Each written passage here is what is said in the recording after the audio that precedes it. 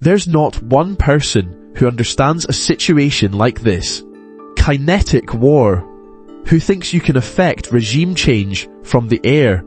No one's ever thought that.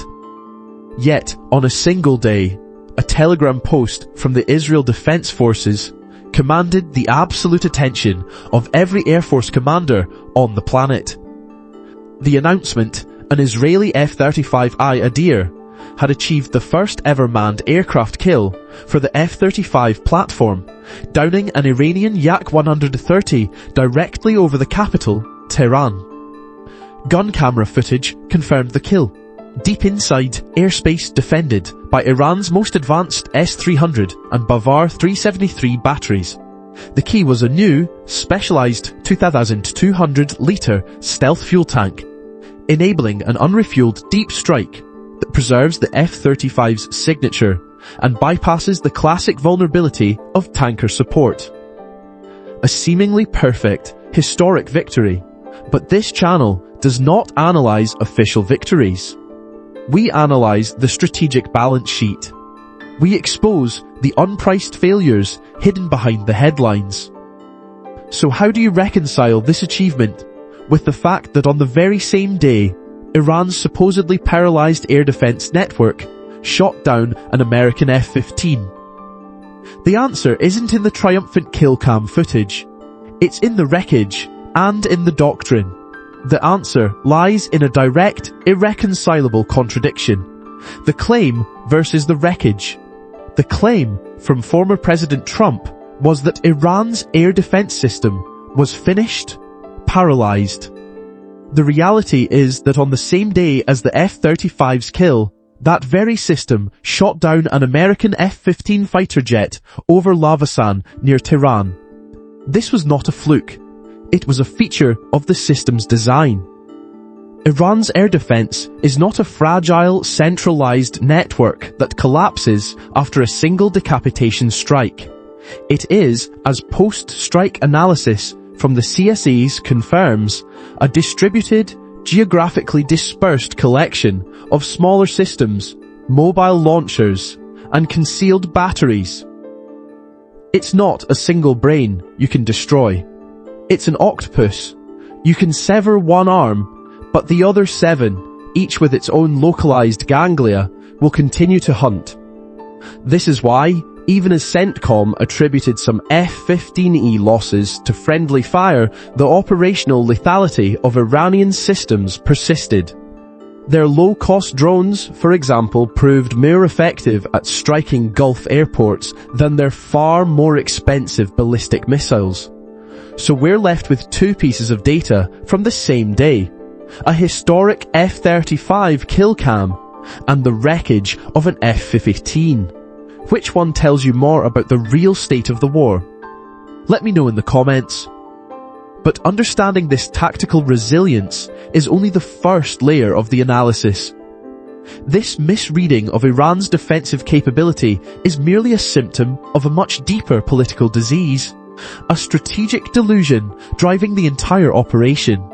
It is the ghost of a catastrophic intelligence failure from 2003. And if you don't understand how that past failure is being repeated right now, you are missing the real story. That catastrophic failure from 2003 has a name in 2024, the Reza Pahlavi project, and its collapse was not an event, but a diagnosis of a fatal condition present at inception. The objective, regime change, was predicated on an externally imposed structure, an exile figurehead with zero organic network inside the country, floated by foreign capital with no viable path to mobilizing a population. The failure indicators are cold and clear. No sustained street protests, no meaningful defections from security services, and a diaspora opposition fracturing under the weight of its own irrelevance. This isn't a post hoc rationalization. The Brookings Institution, in its post-strike analysis after the strike, identified the pattern as it was happening. Their assessment was blunt. The plan sought to break a brutal regime with little clarity, planning, readiness and accountability for how to foster a new desirable replacement system. Critically, Brookings itself drew the parallel to Ahmad Chalabi, the Iraqi exile who sold Washington a fantasy to justify the 2003 invasion. This isn't a rhetorical flourish, it's a documented mainstream indictment. The pathology is identical. An exile promising a cakewalk, intelligence laundered through proxies, and a near-total vacuum of support on the ground. We are witnessing the rerunning of a failed algorithm, burning capital and credibility to chase a political outcome whose collapse was priced into the data 2 decades ago. And here, the core delusion of the entire air campaign is exposed. The idea that bombing can function as a catalyst for liberation. The operational theory is always the same.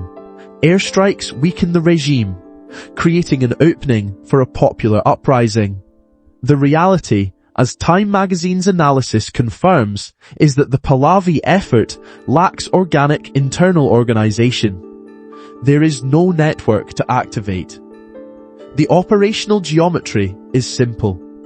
You don't get citizens on the streets, you get them in bomb shelters.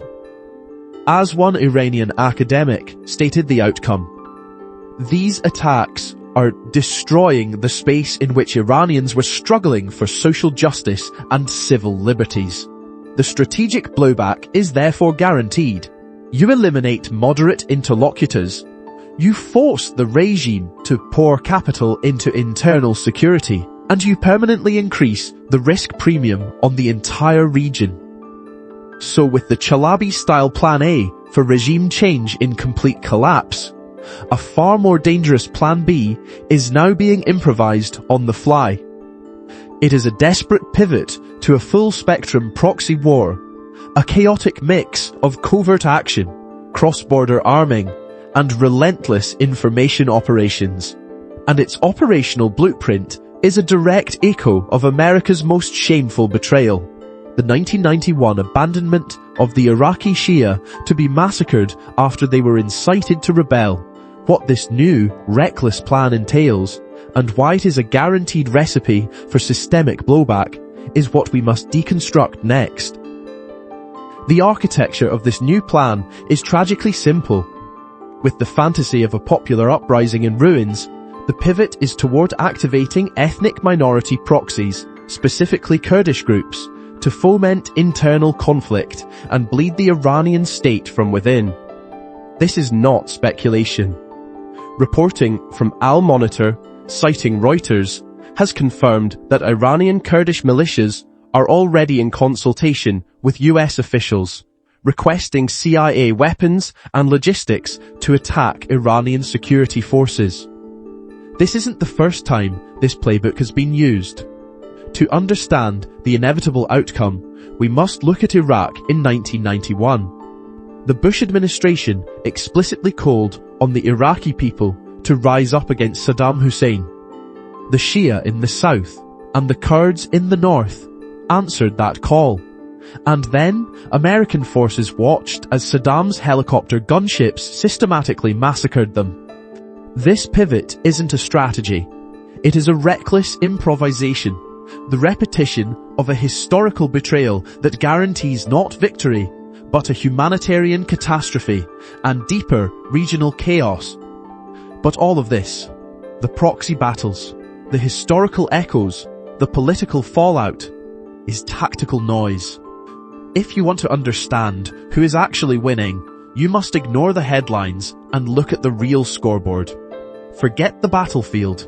The entire conflict is being decided by cold, hard cost exchange ratios. And once you see those numbers, you see exactly where capital will flow and who the real victors are. The scoreboard is stark, and it is not measured in aircraft kills. It is measured in dollars. On one side, you have Iran's Shahed 136 drones, mass-produced for an estimated $20,000. On the other, a $4 million Patriot missile that is a cost exchange ratio of 200 to 1 against the Defender. Now, model a single saturation attack. Launching 50 Shaheds is a $1 million operation for Iran. Successfully intercepting them cost the West up to $200 million. This is not a tactical exchange. It is a war of economic attrition fought on a balance sheet. And it's a war the West is losing. This economic drain isn't theoretical. The operational burn rate is compressing strategic timelines. During the March 2026 strikes, CENTCOM didn't just lose 3 F-15E Strike Eagles. They lost nearly $250 million in airframes before you even account for the sunk costs of pilot training or lost sortie generation. Trading an $80 million asset to operate in an environment saturated with $20,000 threats is strategic malpractice. Hey, simultaneously, Gulf allies reported rapid stock depletion of their own interceptors. That report signals a logistical crisis, a countdown clock, that threatened to leave their airspace undefended within days, not weeks. This unsustainable inventory burn translates mechanically into market dislocation. Risk is being repriced in real time. You see it as war risk insurance premiums and tanker day rates for the Strait of Hormuz begin to explode. The mere threat of suspending traffic through that choke point, a conduit for nearly 20% of the world's daily petroleum liquids, was enough to drive an immediate 7 to 13% surge in Brent crude. Institutional stress case scenarios, the kind modeled by JP Morgan, don't guarantee outcomes. They signal a high probability of oil prices sustaining well above $100 per barrel in any protracted crisis. So where does capital rotate when it senses this deep structural vulnerability? It reallocates with clinical precision away from exposed assets, Saudi Tadawul equities, Dubai real estate, regional sovereign bonds, and the failing narratives that protect them. Capital flows towards resilience, towards the real winners, not just US energy, but specifically Permian Basin shale producers with short-cycle drilling capabilities and US LNG exporters locking in long-term contracts, completely de-linked from chaotic European spot prices. They become the stable suppliers of last resort. For those of you tracking these flows, your dashboard requires more than a watch list. It requires thresholds. First, Strait of Hormuz war risk insurance premiums. When these premiums double from their baseline, moving from 0.5% of hull value to 1% or higher, that is the market pricing in a direct threat to passage, signaling an imminent capital flight from regional assets. Second, the scale of interceptor replenishment contracts. A routine quarterly order is business as usual. A sudden multi-billion-dollar the off-cycle tranche for Pack 3 interceptors is a flashing red light. It tells you CENTCOM's own models show inventory depletion happening faster than projected. A logistical panic behind closed doors. Third, the price differential between American WTI and global Brent crude. When that spread widens past $10 from its normal baseline, it is a direct financial signal that the Hormuz choke point is failing, and North American energy now commands a strategic security premium. These are your early warnings. We have audited the economic attrition and tracked the predictable flight of capital. So what is the final, unified diagnosis of this new reality where tactical wins are a mask for strategic bankruptcy? The final diagnosis is a paradox, one best understood through a simple framework. Both things are true. The F-35's historic kill is a real, verifiable demonstration of technological power. It happened. But Iran's successful shootdown of an F-15 is an equally real demonstration of a resilient, lethal, and distributed defense network. That also happened. These are not mutually exclusive events. They are the new reality. This operational noise, however, is a mask.